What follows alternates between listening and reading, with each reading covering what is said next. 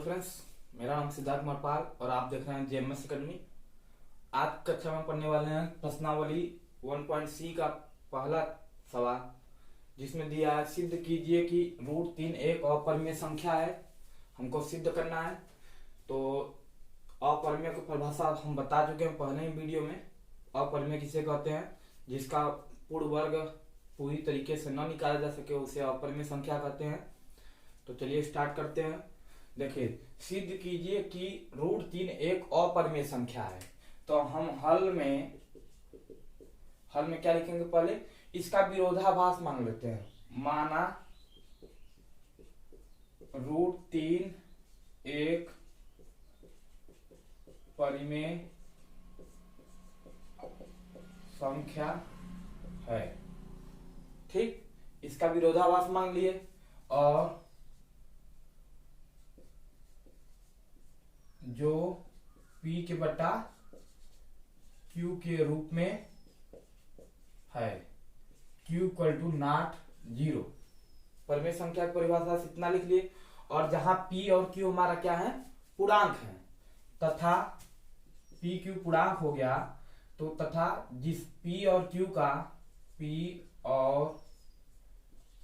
का HCF 1 है। कितना है? 1 है। तो ये 1 कैसे आया है?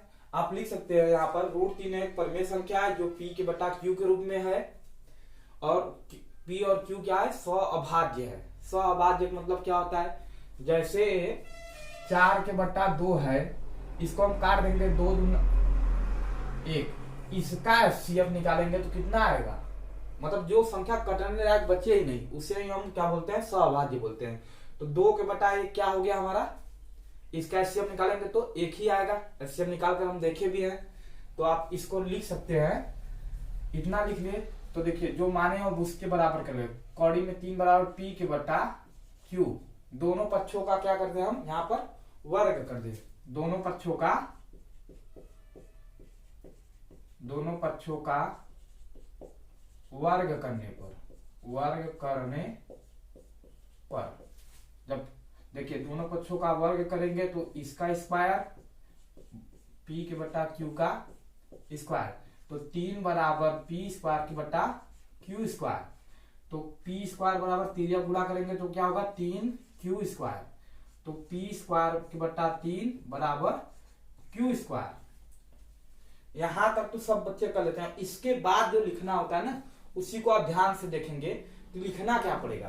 देखिए, P भी पूर्णांक है और 3 भी पूर्णांक है कि नहीं है? और Q भी हमारा क्या है? पूर्णांक है। तो हम इसको लिखेंगे 3P स्क्वायर को विभाजित करेगा। जब P का मान कुछ भी रखिए तो 3 विभाजित करेगा। P का मान जैसा हम रख दिए 6 का स्क्वायर के बटे 3, देखिए कितना गया? 36 के बटे 3, 3 एकम 3, 3 दूना 6, 12 कटा नहीं। और हम कहें कि 6 के बटा 3 है तो 3 दूना 6, तो भी यह कटा कि नहीं कटा? तो हम यहां पर लिखेंगे चूंकि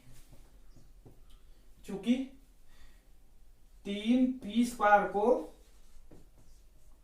पूर्णतः विभाजित करता है, इसलिए 3P को भी विभाजित करेगा। 3P को भी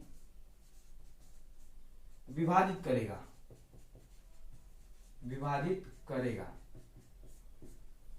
कि नहीं करेगा? जब किसी पूर्णांक में हम पूर्णांक का भाग देते हैं तो हमको क्या मिल रहा है? पूर्णांक मिल रहा है पूर्णांक। या जो काटे यहाँ पर इसको इधर उधर समझे तो देखिए 12 क्या है? पूर्णांक है। ये क्या है? पूर्णांक है कि नहीं है? तो जब किसी पूर्णांक को पूर्णांक से भाग दिया जाता है तो हमें पूर्णांक मिल रहा है, तो हम इसको लिख सकते हैं क्योंकि इसलिए 3P स्क्वायर को पूर्णतः विभाजित करता है और 3P को भी विभाजित करता है। तो हम अब मान लेते हैं कोई पूर्णांक संख्या आपका R दिया है। क्या दिया है? R दिया है। तो हमने माना P बराबर 3R, यह मान लेते हैं कि 3 बराबर PR, P बराबर 3R हम मान लेते हैं। तो अब इस दोनों पक्षों का पुनः वर्ग कर देते हैं। देखिए दोनों पक्षों का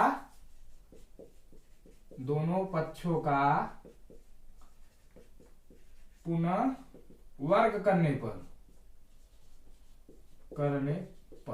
देखिए पुनः वर्ग कर रहे हैं हम, तो P स्क्वायर बराबर हो जाएगा 9R²।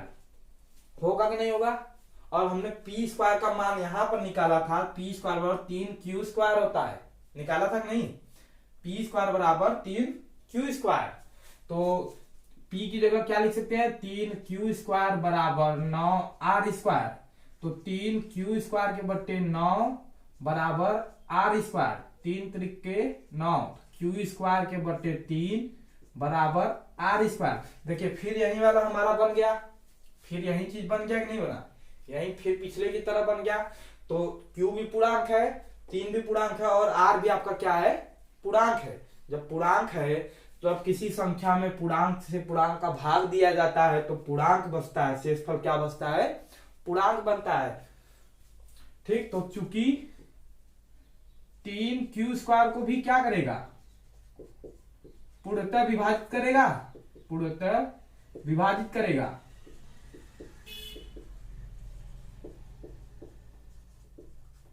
इसलिए 3Q को भी विभाजित करेगा, 3Q को विभाजित करेगा या पूर्णतः विभाजित करेगा। अतः अब देखिए जब कोई संख्या 3 से यह भी Q विभाजित हो रहा है और 3 से P विभाजित होगा, तो इसका HCF कितना आया हमारा? 3 ही आया कि नहीं आया? जब 3 आया तो हम यहां पर लिखेंगे P और Q का, P व Q का HCF 3 आया। ठीक, और हमने माने क्या थे कि P और Q का HCF कितना है? 1 है। जो इसके विपरीत आया, 1 आता तो यह परिमेय संख्या हो जाता, यहां पर आया है 3, तो परिमेय होगा? नहीं होगा। अतः इसलिए P व Q का HCF 1 था। 1 था कि नहीं था? माने थे जो हम, वो 1 था। तो क्या लिखेंगे अब? अतः हमारी मान्यता गलत है, हमारी मान्यता, इसलिए हमारी मान्यता गलत है। जब गलत है, जब इसका HCF 3 आ गया P और Q का, तो HCF हमको 1 लाना था, हमारी मान्यता गलत हो गई। तो हम यह भी माने थे कि √3 एक परिमेय संख्या है, तो तब √3 एक अपरिमेय संख्या होगी, अपरिमेय संख्या होगी। हमको यही सिद्ध करना था, हमने सिद्ध कर दिया। कैसे सिद्ध किया? HCF के माध्यम से सिद्ध किया। जब HCF के माध्यम से सिद्ध किया तो HCF P और Q का निकल कर आया था 3, और हमने माना था HCF कितना आना चाहिए? 1। तो यही हमारा ये सवाल हो गया। इसी टाइप का सवाल और भी है, यहीं पर दे देगा √7, √5, √2 सिद्ध कीजिए कि √2 एक अपरिमेय संख्या है। तो ठीक इसी प्रकार कर देंगे। √2 की जगह दे देगा 5 तो भी ऐसे ही चलेगा, √7 दे देगा तो भी ऐसे चलेगा। तो प्रश्न संख्या 2 में हमको दिया है सिद्ध कीजिए कि √7 एक अपरिमेय संख्या है। क्या है? एक अपरिमेय संख्या है। तब हम इसको इसी प्रकार सिद्ध करेंगे। तो तरफ अगला क्वेश्चन बनेगा हमारा, तो इसी प्रकार का है। यह एक टॉपिक हो गया। इस प्रकार का √7, √2, √3, √5, √11 सिद्ध करना होगा तो हम सिद्ध कर लेंगे इस तरह से। मिलते हैं दूसरे टॉपिक की तरफ कि दूसरा सवाल कैसे पूछा जाता है। तो यह प्रश्न संख्या 2 था। अब प्रश्न संख्या 1 की तरफ चलते हैं। तो टॉपिक बदल जाएगा, इसी के आगे कोई अंक लगा देगा। तो चलिए मिलते हैं नेक्स्ट क्वेश्चन में। तो क्वेश्चन नंबर पहले की तरफ हम चलते हैं। क्वेश्चन नंबर पहला हमको दिया है सिद्ध कीजिए कि 3 कड़ी में 3 एक अपरिमेय संख्या है। बहुत अच्छा क्वेश्चन दिया है ये। देखो टॉपिक हमारा बदल गया, चेंज हो गया। वहां पर सिर्फ कड़ी में दे रहा था, लेकिन यहाँ पर उसके कुछ गुणक दे दिए। जब गुणक दे दिए तब इसको कैसे करेंगे, तो हम मान लेते हैं। पहला का हमारा वही रहेगा हर सवाल में, माना 3 कड़ी में 3 एक परिमेय संख्या है। क्या है, परिमेय संख्या है। परिमेय संख्या है जहां मत लिखो, जो P के बटा Q के रूप में, जो P के बटा Q के रूप में है, के रूप में है। Q इक्वल टू नॉट 0 और P और Q का HCF 1 है। P व Q का HCF HCF 1 है और P और Q क्या हमारा है, पूर्णांक है। तो इतना हमने मान लिया। अब चलते हैं, देखिए 3 कड़ी में 3 बराबर P के बटा Q, दोनों पक्षों का क्या करते हैं हम, वर्ग कर देते हैं। दोनों पक्षों का वर्ग करने पर देखिए 3 कड़ी में 3 का स्क्वायर बराबर P के बटा Q का होल स्क्वायर, तो ये जाएगा 9 गुणे 3 बराबर P स्क्वायर के बटे Q स्क्वायर, तो हो जाएगा 27 बराबर P स्क्वायर के बटे Q स्क्वायर। जब इसका हम तिर्यक गुणा करेंगे तो P स्क्वायर बराबर 27 Q स्क्वायर, P स्क्वायर बराबर 27 बराबर Q स्क्वायर। फिर वही हमारा कंडीशन बना, P भी पूर्णांक है, 27 भी पूर्णांक है और Q भी आपका क्या है, पूर्णांक है। जब किसी पूर्णांक में पूर्णांक का भाग लिया जाता है तो क्या बच रहा है, पूर्णांक बच रहा है। बच रहा है कि नहीं, जब पूर्णांक बच रहा है तो चूंकि 27 P स्क्वायर को क्या करेगा, विभाजित करेगा। 27 P स्क्वायर को पूर्णतः विभाजित करेगा, पूर्णतः विभाजित करता है। इसलिए 27 P को भी क्या करेगा, विभाजित करेगा। अब पुनः फिर से मान लेते हैं पिछली सवाल की तरफ। क्या दिया भैया, P माना P बराबर कितना मानेंगे, 27 आर। क्यों माने 27 आर, 27 आर क्योंकि इसका HCF अभी कितना आया है, 27 आया है, इसलिए हमने 27 मान लिया। तो देखिए अब P का मान निकाल कर रख दे भैया। P का मान कितना आया था, दोनों पक्षों का वर्ग कर दे तो P स्क्वायर बराबर 27 गुणे 27 गुणे R स्क्वायर। हमने दोनों पक्षों का वर्ग किया, लिखा नहीं हूं, आप लिख सकते हैं। तो P स्क्वायर का मान कितना आया, 27 Q स्क्वायर बराबर 27 गुणे 27 गुणे R स्क्वायर। तो 27 Q स्क्वायर के ये गुणा में इधर आएगा तो भाग में हो जाएगा, 27 गुणे 27 बराबर R स्क्वायर। 27 से 27 कट गया तो Q स्क्वायर बराबर 27 बराबर R स्क्वायर। इतना हुआ। फिर हमारा यही कंडीशन होना, क्योंकि Q भी पूर्णांक है, R भी पूर्णांक है और 27 भी क्या हमारा है, पूर्णांक है या धनात्मक पूर्णांक बोल सकते हैं। जब किसी पूर्णांक में पूर्णांक का भाग दिया जाता है तो क्या बचता है, पूर्णांक बचता है। जब पूर्णांक बचता है तब हम इसको लिख सकते हैं, चूंकि 27 Q स्क्वायर को भी पूर्णतः विभाजित करता है, विभाजित करता है, इसलिए 27 Q को भी विभाजित करेगा। विभाजित करेगा कि नहीं करेगा, करेगा। जब अतः P और Q का HCF कितना निकल कर आया, 27 आ गया और हमको लाना कितना था, 1 आ गया होता तो यह परिमेय संख्या हो जाती है। अब हमारी मान्यता क्या हो गई, गलत हो गई। तो हम लिखेंगे अतः P व Q का HCF 27 आया। हमको लाना कितना था, P व Q का HCF 1 लाना था, जो इसके विपरीत है, विरोधाभास नहीं है, यह 27 लाना था हमको, 1 नहीं आया, तो हमारी मान्यता क्या हो गई, गलत हो गई। तो हमारी मान्यता, इसलिए हमारी मान्यता गलत है। अतः या तब 3 कड़ी में 3 एक अपरिमेय संख्या होगी, अपरिमेय संख्या होगी। ये रहा हमारा दूसरा टाइप, ये जो हो गया। और इसी प्रकार दे देगा 3 कड़ी में 5, 3 कड़ी में 7, जैसे गुणक में दे देगा, तो हम इसी नियम से चलेंगे, एचसीएफ विधि से। मिलते हैं नेक्स्ट क्वेश्चन। नेक्स्ट क्वेश्चन अलग टाइप का है, तो हम उस टाइप को देख लेते हैं। प्रश्न संख्या 2 में हमको दिया है, सिद्ध कीजिए कि कड़ी में 7 एक अपरिमेय संख्या है। वो हो जाएगा। मिलते हैं क्वेश्चन नंबर 3 की तरफ। तो चलिए 3, तो प्रश्न संख्या 3 हमको दिया है। प्रश्न संख्या 3, सिद्ध कीजिए कि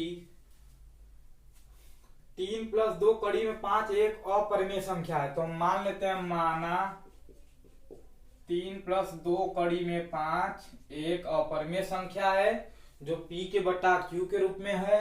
Q = नॉट 0, P और Q का HCF 1 है। या आप मान सकते हैं P और Q के रूप में है।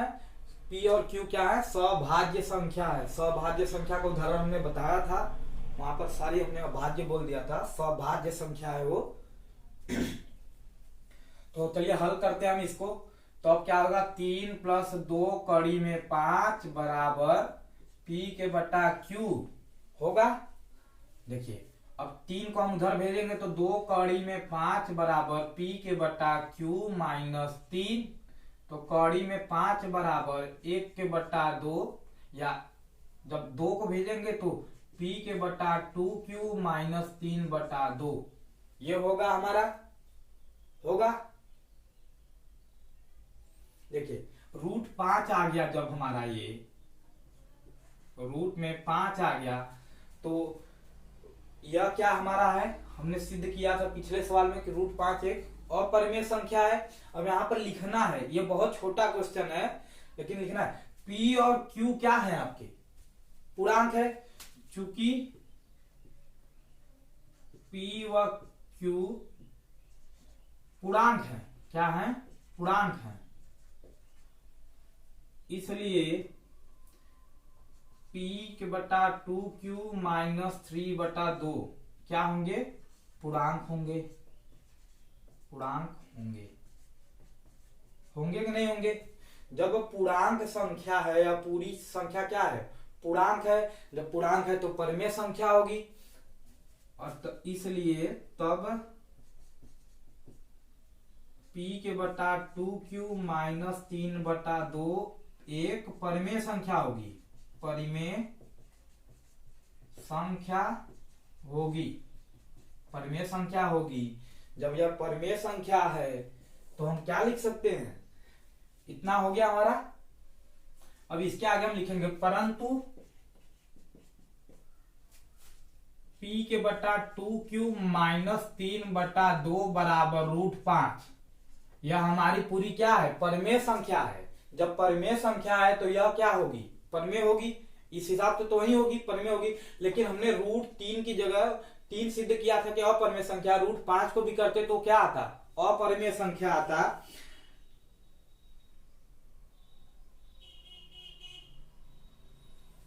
ठीक, तो हम लिखेंगे √5 एक अपरिमेय संख्या है। कैसी संख्या है, अपरिमेय संख्या है। जब √5 एक अपरिमेय संख्या है तो हमारी मान्यता क्या है, हम जानते हैं ना, इसको हम सिद्ध किए भी हैं, आप किए होंगे घर पर। तो √5 अपरिमेय आया था, यह पूरा परिमेय है, लेकिन यह क्या है, तो अब हमारी मान्यता क्या होगी। अतः हमारी मान्यता गलत है।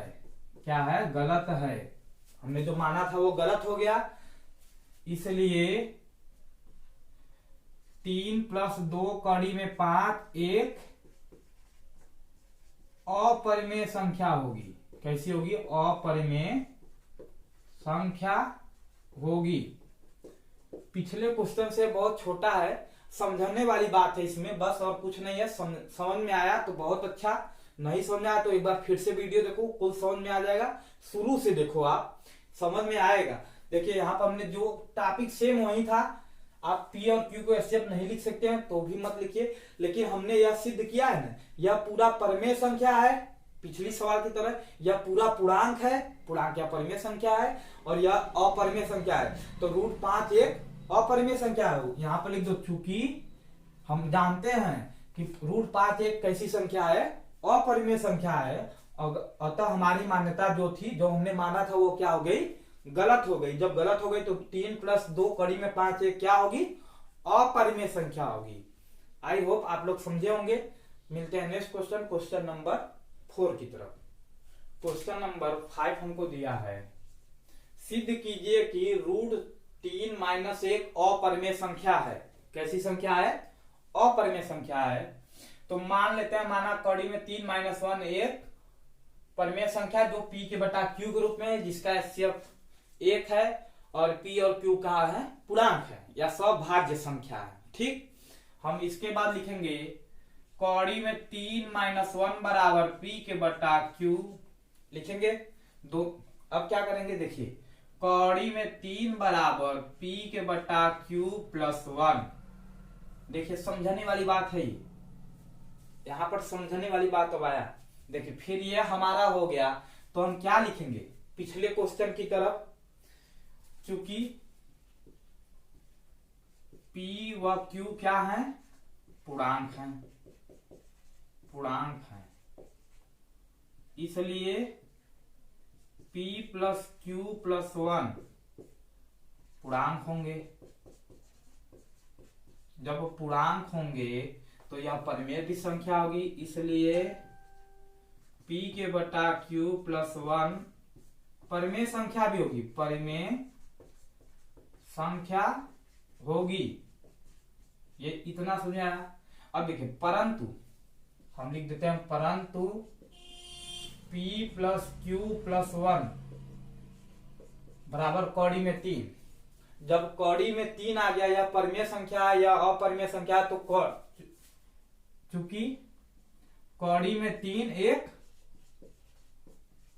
अपरिमेय संख्या है। कैसी संख्या है? अपरिमेय संख्या है, अपरिमेय संख्या हो गई। तब हमारी मान्यता क्या हो गई? गलत हो गई कि नहीं होगी? अतः हमारी मान्यता गलत है, गलत है। इसलिए √3 - 1 एक अपरिमेय संख्या है। और जो क्वेश्चन छूट रहा है उसको भी आप अपने से कर सकते हैं, इसी टाइप से एकदम। हम टाइप बाय टाइप, 3 टाइप हो गया हमारा। पहला एकदम सिंपल में दिया, √3, √5, √7, √11 सिद्ध कीजिए कि अपरिमेय संख्या है, यह हो जाएगा। दूसरा उसी के गुणक कोई दे दे, वो भी हो गया। और तीसरा क्वेश्चन टाइप था हमारा कि रूट में दिया उसमें से कुछ घटा दे, जोड़ दे, उसके लिए यह सवाल हो गया। मिलते हैं हम नेक्स्ट क्वेश्चन, एक क्वेश्चन और देख लेते हैं, तो उसके बाद हल करेंगे अब हम क्वेश्चन नंबर, अगला चैप्टर चलेगा 1.d का। तो एक क्वेश्चन देख लेते हैं, तब तक हमको नेक्स्ट क्वेश्चन देखना है। सिद्ध कीजिए कि निम्नलिखित संख्याएं अपरिमेय संख्याएं हैं। तो इस टाइप का हमने किया है, गुणक वाला, और किसी परिमेय संख्या में जोड़ घटाना का भी किया है। इन दोनों को किया है मैंने पिछली वाले में। और हम पहला सिद्ध करते हैं, 1/2 सिद्ध कीजिए कि 1/2 एक अपरिमेय संख्या है। तो हम पहले के लिए लिखते हैं, पहला टॉपिक हमारा है 1/2 के लिए। ठीक, 1/2 के लिए देखिए हम मान लेते हैं, माना 1/2 एक अपरिमेय संख्या है, अपरिमेय संख्या है, जो p के बटा क्यू के रूप में है क्यू इक्वल टू नॉट 0। इतना हम मान लिए। जब मान लिए तो 1 के बटा कौड़ी में 2 बराबर पी के बटा क्यू। ठीक, अब इसका हम क्या करेंगे, देखिए व्युत्क्रम कर दे। क्या कर दे, व्युत्क्रम करने पर क्या होगा, कौड़ी में 2 बराबर पी क्यू के बटा पी, यही होगा। अब क्यू के बटा पी होगा तो क्या होगा, हम इसको सिद्ध किए हैं, कौड़ी में 2 एक अपर में संख्या सिद्ध किए हैं, तो यहां पर लिखेंगे हम, चूंकि क्यू के बटा पी एक पूर्णांक है, पूर्णांक व परिमेय संख्या है। थोड़ा सा हम 60 मार दे रहे हैं, परिमेय संख्या है, 2 लाइन एक ही में लिख ले रहे हैं, परिमेय संख्या है, या आप ऐसे लिखिए ना, जाने दीजिए। पी क्यू के बटा पी एक पूर्णांक है, इसलिए क्यू के बटा पी एक परिमेय संख्या होगी। क्या होगी, परिमेय संख्या होगी, परिमेय संख्या होगी। जब परिमेय संख्या होगी तो हम क्या बोले थे, परिमेय संख्या होगी, परंतु पी क्यू के बटा पी बराबर √2, यही ना। अब √2 क्या है, एक अपरिमेय संख्या है, √2 एक अपरिमेय संख्या है, अपरिमेय संख्या है। अतः हमारी मान्यता गलत थी।